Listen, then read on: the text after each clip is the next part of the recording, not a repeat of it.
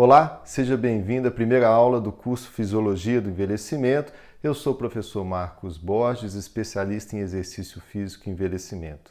Hoje é nossa primeira aula e nós vamos conversar sobre a fisiologia do envelhecimento cardiovascular.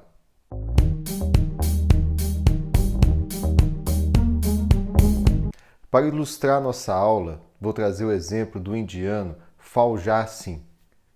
Esse indiano correu a maratona de 2003 em Toronto em 5 horas e 40 minutos. Observe bem, ele já tinha mais de 90 anos. Depois ele correu a mesma maratona de Toronto em 8 horas e 11 minutos em 2011. Mesmo praticando exercício físico, a alteração de uma década no seu sistema cardiovascular impediu que ele mantivesse a sua marca, o seu tempo.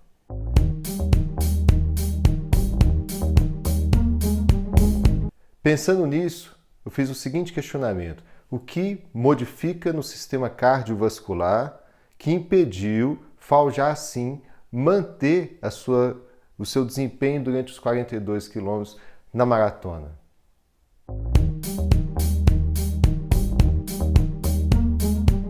Vou mostrar para vocês agora um artigo científico, é um estudo longitudinal de corte, que o objetivo foi identificar o declínio da aptidão física relacionado com a idade.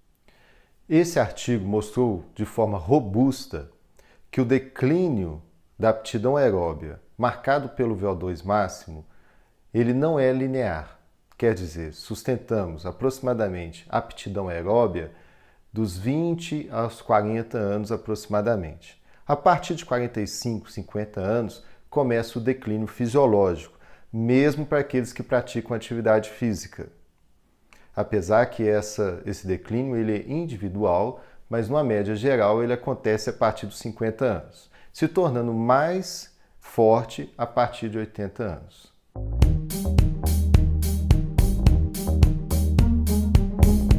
Nós sabemos que para a manutenção da aptidão aeróbia não é necessário somente o sistema cardiovascular. Precisamos do sistema respiratório, que faz a captação do oxigênio. Precisamos do sistema músculo-esquelético, que utiliza o oxigênio e promove o movimento. Hoje, nós vamos trabalhar e estudar somente o sistema cardiovascular. Próximas aulas abordarei sistema respiratório e sistema músculo-esquelético.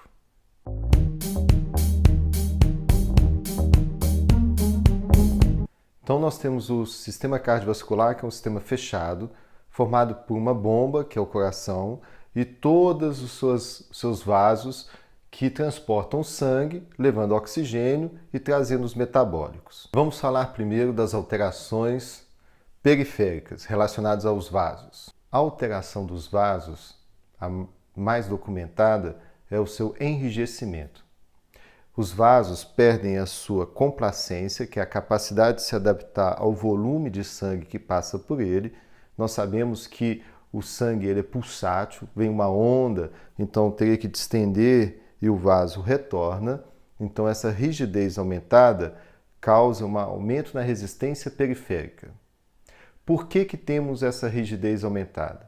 Nós temos depósito de cálcio na região média, na camada média do vaso, e o aumento de fibra de colágeno, reduzindo também as fibras elásticas. Com isso, o vaso tem menor capacidade de alteração do seu diâmetro. Temos menor sensibilidade dos vasos aos agentes vasodilatadores, que regulam o diâmetro do vaso de acordo com a demanda e com o fluxo sanguíneo. E a maior resistência periférica altera a pressão sanguínea, a pressão sistólica.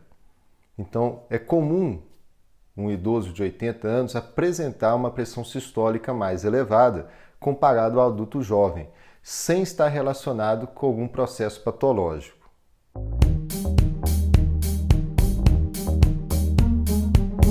O coração ele é composto por pericárdio, miocárdio e endocárdio. As alterações do pericárdio e do endocárdio basicamente são relacionadas ao desgaste do contato com atrito e aumento de gordura, infiltração de gordura.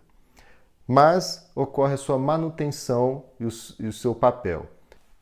Já o coração, ele é um órgão que tende a aumentar, apesar da sua perda de miócitos, que são células do coração, ela é substituída por tecido fibroso.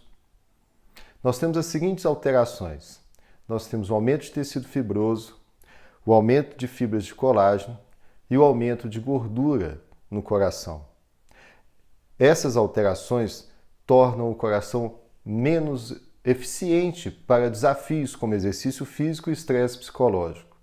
Dificilmente essas alterações senescentes causam algum impacto no estado de repouso do idoso. Mas quando o idoso é necessário praticar um esforço que precisa do aumento do débito cardíaco, esse coração tem a sua eficiência reduzida pelas alterações que eu apresentei. O coração mais rígido, maior, com menos células cardíacas musculares, causa uma fração de ejeção menor. Consequentemente, essa fração de ejeção menor causa menor débito cardíaco em exercício.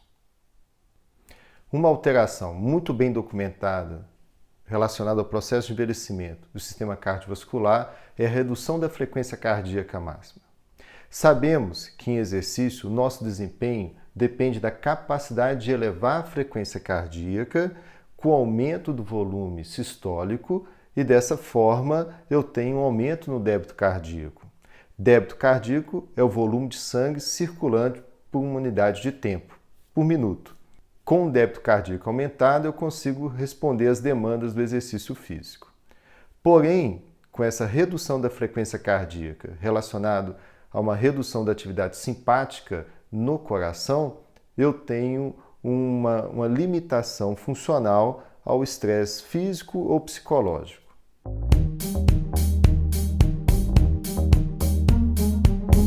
O que nós devemos preocupar? Devemos preocupar à medida que acompanhamos o nosso aluno ao longo do tempo, prescrevendo volume e intensidade, devemos perceber que mesmo treinando com um profissional, nosso aluno vai sofrer alterações que dificultam a manutenção do seu desempenho.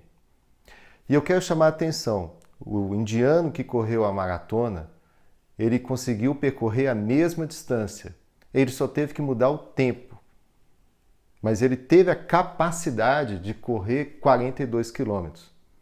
E isso é possível no idoso que não é esportista, no idoso que não é esse caso único. É possível realizar sua caminhada com a mesma distância. Então ele tem capacidade aeróbia para percorrer a mesma distância. O que nós precisamos como profissionais é trabalhar o volume e a intensidade da nossa prescrição de exercício para que ele consiga percorrer a mesma distância, mesmo que ele tenha que aumentar o seu tempo, mesmo que você tenha que manipular a duração da atividade. Como o idoso não está competindo, o que é importante? É importante que ele consiga realizar as tarefas, mesmo que ele tenha que modular a intensidade para que ele possa ter uma maior duração naquela tarefa. Esse é o recado. O mais importante é conseguir permanecer cumprindo a tarefa. No caso do indiano, foi correr os 42 quilômetros. Ele teve que aumentar o seu tempo para isso, mas ele foi capaz de correr os 42 quilômetros. Bom, se gostou do conteúdo, compartilhe com seus amigos. Mais uma vez, não se esqueça de se inscrever no canal, marcar o sininho para continuar acompanhando o nosso curso. Forte abraço e até a próxima aula.